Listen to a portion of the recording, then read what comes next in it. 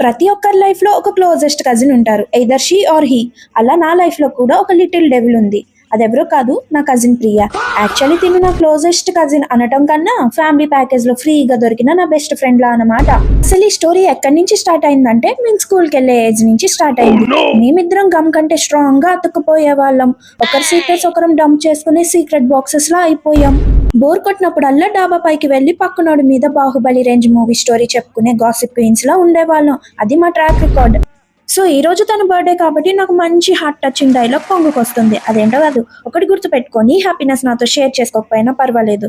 I won't feel bad. But నీకు ఏ బాధ ఉన్నా, ఎలాంటి ప్రాబ్లం ఉన్నా, I always be there for you.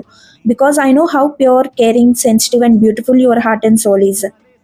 కొంచెం ఎమోషనల్ అయ్యా, జస్ట్ జోకింగ్.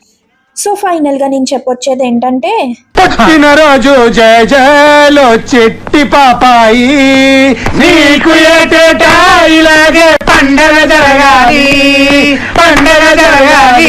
అదనమాట సంగతి. మీకు కూడా ఇలాంటి కజిన్ ఉంటే కమెంట్ చేసేయండి. వీడియో నచ్చితే లైక్ చేసి సబ్స్క్రైబ్ చేసుకోండి. బాయ్.